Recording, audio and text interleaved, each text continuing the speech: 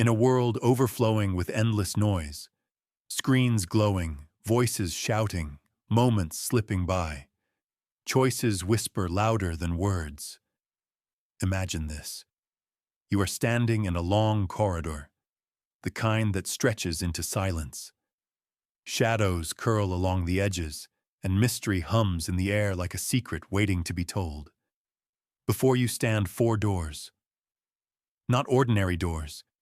Each one radiates an energy that cannot be explained, only felt.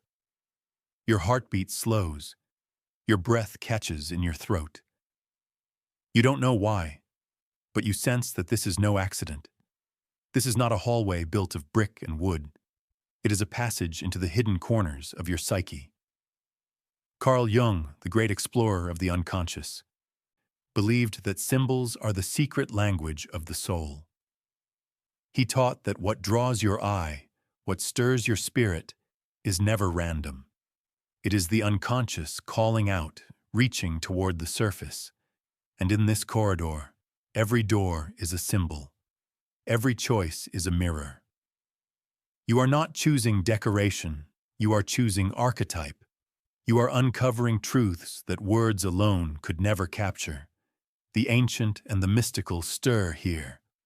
One door towers like a fortress, spiked and severe, daring only the brave. Another glows with neon steel, humming with digital pulse, a portal to futures unimagined. A third whirls with psychedelic spirals, like dreams painted in fire and storm. And the last is alive with nature, moss and roots curling across its frame, whispering of earth, memory, and time itself. There it is, that strange pull in your chest. You already know which one calls to you, but the real question is why? What if the door you choose does more than reveal a preference? What if it exposes your fears, your desires, your instincts? What if it names the mask you wear in public and the shadow you've hidden away? Jung believed that we are layered beings, not one, but many. We carry masks. We carry wounds. We carry the forgotten child within us, and behind one of these doors waits the part of you that has been longing to be seen, perhaps even rescued. So pause. Don't overthink. Let the silence guide you. Let instinct answer. Because when you choose a door, you are not simply playing a game. You are walking through a threshold into yourself. This isn't just a test. It's a mirror, and the reflection you find could change the way you see yourself forever. Now breathe. Look again. One of these doors is yours. The question is, will you open it? You reach toward door one. It looms before you like a monument carved from time itself. Heavy, ancient wood darkened by centuries.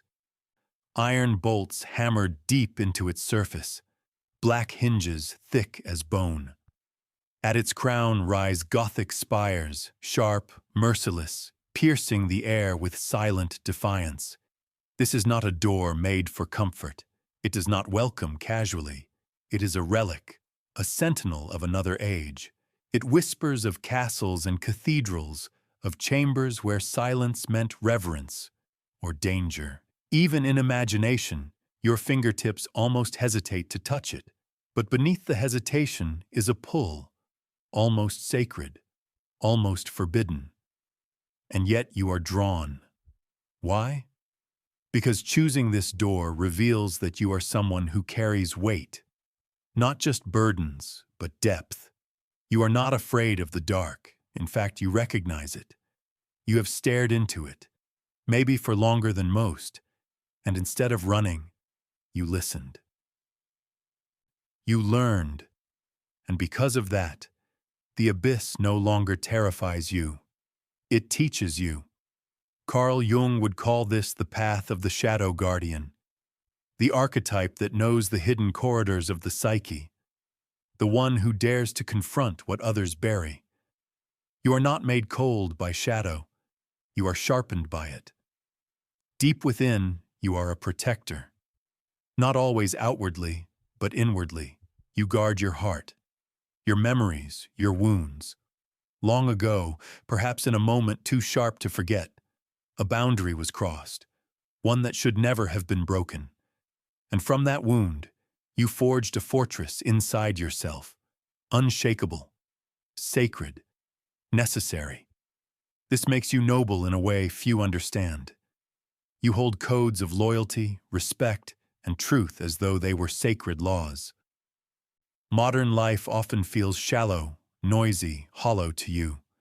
You crave what is real, what is raw, what is deeper than surface smiles. And because of that, others may misjudge you. They may call you serious, distant, even intimidating. But those who earn your trust know differently. They discover the warmth beneath the stillness, the fierce loyalty hidden under restraint, the quiet compassion woven inside your strength. Your intuition is sharp, honed like a blade. You sense when something is off, in people, in energy, in silence itself. This is not paranoia. This is wisdom born from experience. Pain has been your teacher, but it has not left you bitter. It has left you awake. There is a tension in you between longing for connection and needing solitude. You want to be seen deeply, truly, but you know the cost of vulnerability. So you retreat often, not out of weakness, but out of survival. You are selective. And that is your strength. Because when you do open the gates, when you do let someone inside, you give everything: presence, loyalty, intensity. You love without half measures. Symbolically, door one is the path of depth, of mystery, of the unconscious. You may feel drawn to what others avoid: time, death, silence, the cosmos, the unseen. Your questions rarely have easy answers, and you are unafraid to sit with that discomfort. You carry the wisdom of old souls, the scars of battles survived, the patience of one who has walked in darkness and found a way to kindle light. To choose this door is not a casual act. It is not entertainment. It is a declaration. You have chosen to remember rather than forget, to confront rather than escape, to walk into the silence rather than run from it. And that requires courage. That requires soul. That makes you rare. Because the darkest doors do not hide emptiness. They guard the most powerful truths. You stand before door two, and immediately the atmosphere shifts. Gone is the heaviness of stone and wood. In its place, precision, steel, light. The frame gleams with metallic perfection, every line calculated, every surface flawless. The door hums faintly, alive with an energy that feels both futuristic and mysterious. Strips of neon blue glow trace its edges like veins of lightning. There is no handle, only a keypad. Blank, waiting, listening. This is not a door you break open. It is not meant for force. It is meant for recognition. It demands not muscle but mind. Choosing this door means you are aligned with the future, not just the future of technology, but the architecture of thought itself. You are the visionary, the strategist, the decoder of patterns. You don't just see the world. You analyze it, deconstruct it, map its hidden systems. While others drown in noise, you are asking, how does this work? What comes next? You are the one who sees the blueprint behind the chaos, and that makes you dangerous, in the best way. Jung would call this the archetype of the architect or analyst, the one whose gift is structure, logic, and vision. It doesn't mean you lack emotion. It means that emotion in your world must pass through the filter of understanding. You don't dismiss feelings, you study them. You want to know why they exist, where they lead, how they shape the human machine. To some, you appear distant, unreadable, even cold. But that is the mask. Beneath it is a mind electric with curiosity and creativity. Beneath it is a soul that feels deeply, but protects itself through order and control. Somewhere in your story, chaos touched you, and you learned quickly that chaos burns. So you built systems, you built clarity, you built a fortress of logic. Not to escape feeling, but to survive it. And still, you long. You long for truth without distortion, for connection without noise, for authenticity without performance. You crave complexity, not simplicity. You are drawn to people, ideas, and experiences that challenge you, that spark the restless fire of your mind. You may often feel like an outsider. Too sharp, too fast, too different. From an early age, your questions reached further than those around you. And because of that, you learned to rely on yourself. But where others see detachment, there is in fact longing. For someone who sees beyond your precision, who recognizes the tenderness you rarely reveal. The danger of this door is over-control. To live only in logic and deny the heart. To chase perfection and forget presence. To build a flawless system and never step inside it. But even this danger is part of your strength, because you are capable of self-reflection, of revision, of evolving like software that never stops updating. You are the builder of bridges, between mind and soul, between chaos and order, between steel and flesh. Your power lies not in suppressing vulnerability, but in learning to let it breathe within the framework you've created. So if you chose door 2, remember this. You are not just the future. You are the link between what is and what could be. The world needs your vision, but your soul needs permission to be human. The test is not to unlock the world. The test is to unlock yourself. You stop in front of door 3, and instantly everything around you changes. The air vibrates. The silence breaks. Colors, wild, swirling, uncontainable, spill across the door's surface as if painted by the hand of a dream. Spirals of neon, bursts of fire, rivers of shifting hues, all colliding and blending in chaotic beauty. The wood beneath is almost invisible, consumed by a storm of psychedelic visions that hypnotize the eye the longer you stare. This door does not wait politely. It does not whisper. It sings. It screams, it dares, and you felt its pull. You chose it. Choosing this door means that deep within you lives a spirit untamed, vibrant, electric. You are the explorer of the inner world, the dreamer who refuses to live in black and white. Where others see confusion, you see possibility. Where others hesitate, you leap headfirst into the unknown. In Jungian terms, this door belongs to the archetype of the creator, or the trickster.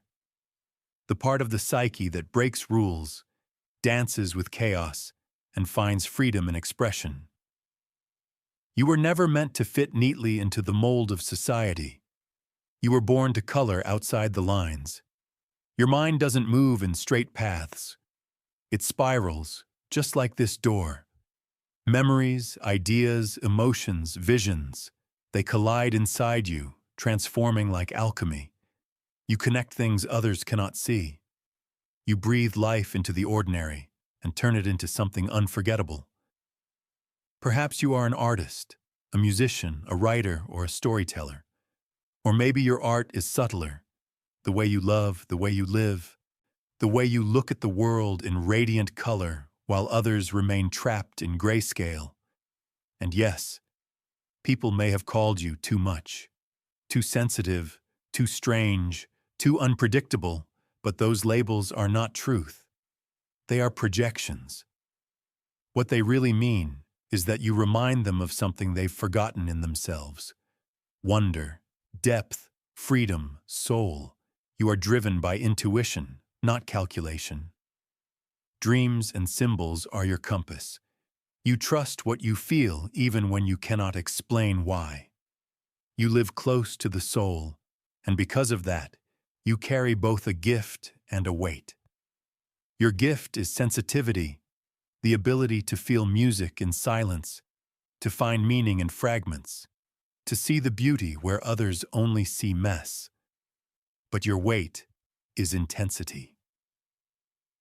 Sometimes your inner storms overwhelm you. Sometimes emotions flood so powerfully you feel adrift, lost at sea. And in those moments, you may wonder if you are too much for this world, if your dream realm pulls you too far from shore. But hear this truth: imagination is not escape, it is revolution.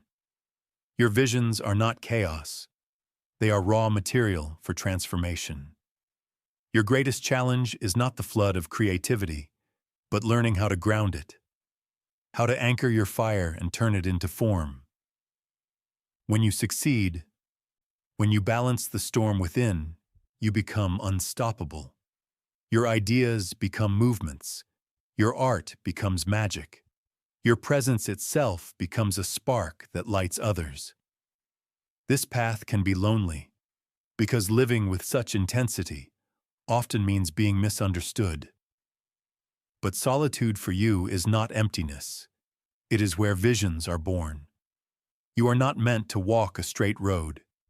You are meant to carve paths through the unknown. So if you chose door 3, remember, you are not broken, you are blazing, you are not scattered, you are infinite. You are here not to shrink into order, but to expand into truth. You are the dreamer who dares, the creator who rebels, the soul who reminds the world that life is not meant to be lived in silence. It is meant to be sung. You approach door 4, and immediately the noise, the color, the steel, all fall away. This door does not shine or demand attention. It simply waits, patient, alive. Ancient wood softened by time. Stones along the frame cracked with memory. Moss and vines curl gently across its surface, as though nature itself has claimed it. Leaves drape along its edges like quiet pages of a forgotten book. It does not intimidate. It does not overwhelm. It invites, calmly, silently, as if it already knows you. Choosing this door means you carry something rare, an innate connection to what is timeless, essential, and real. You are attuned not just to words, but to silence, not just to moments, but to meanings hidden beneath them. While others rush, you pause. While others chase distraction, you seek essence. Carl Jung might call this the archetype of the sage or the healer, the one who listens deeply, who senses truths others cannot name, who understands that life is not a straight line but a circle, a cycle, a rhythm. You notice what others miss, the way light shifts through branches, the sacredness in ordinary gestures, the way time itself feels alive. You are sensitive not only to your own feelings, but to the emotions of others. You absorb them, sometimes too deeply, carrying grief, tension, or joy that is not even your own. This can exhaust you, yes, but it also makes you wise beyond words. People are drawn to you, often without knowing why. They feel grounded in your presence, safe in your silence, understood in ways language could never capture. You are the vessel, the listener, the quiet anchor when storms rage. And yet, because of this gift, you often carry heaviness. You may retreat into solitude, not out of rejection, but out of necessity. Even the strongest roots need time away from the winds. Solitude restores you, recharges you, connects you back to the earth you so deeply belong to. You long for connection, but not just any connection. You crave depth, authenticity, something alive with meaning. You want to know people at their soul, not just at their surface. You are not interested in performance. You are interested in essence. And though you may fear letting yourself be fully seen, when you do, you reveal a quiet magic. There is something mythic about you.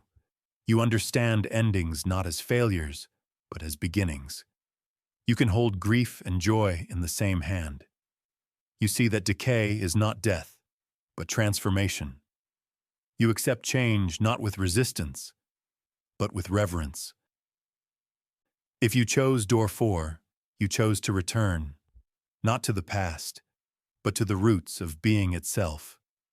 You chose intuition over impulse, soul over spectacle, depth over distraction. You are not here to shine loudly. You are here to grow, quietly but powerfully, into what is eternal. Your silence is not emptiness. It is sacred preparation. Your stillness is not weakness. It is strength rooted in wisdom. So stand before this door. Feel the earth breathing through it, and know this: you are not here to conquer. You are here to heal. So now, you have chosen. Or perhaps the door chose you. But remember this: it was never only about the design. Not the iron spires, the steel codes, the psychedelic spirals, or the roots of earth. Each door was a mirror, each threshold a reflection of the layers already within you. Carl Jung believed that the unconscious does not speak in sentences. It speaks in symbols, in images, in dreams that stir something wordless inside us. And doors, throughout all of history, have been among the most sacred symbols of all. They are thresholds, boundaries, passages between who we were and who we are becoming.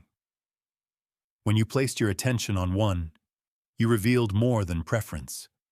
You revealed alignment. You revealed the archetype waiting to rise. The shadow guardian, the one who dares to confront the abyss and carries truth like a sacred weapon. The architect of the future, the one who decodes, builds, and bridges chaos into order. The dreamer and creator, the one who rebels, imagines, and transforms chaos into beauty. The sage and healer, the one who grounds, restores, and sees the cycles hidden in silence. And yet, none of these are wrong. None of them are superior. Because the truth is this: you are not just one, you are all. Every human carries each of these within them: the shadow and the light, the logic and the dream, the chaos and the stillness. Perhaps you saw yourself in 2 doors. Perhaps you felt torn. That tension is not confusion, it is truth, because you are still unfolding, still remembering, still becoming. This journey was never about putting you in a box. It was about showing you the vastness of what you carry inside. The door you chose is not an ending. It is an invitation, a call to step through and meet the part of you that has been waiting. So pause, breathe, feel it. That resonance in your chest. That is your soul reminding you that you are more than labels, more than masks, more than the noise of the world. You are layered. You are many. You are infinite. The only question now is, will you walk through?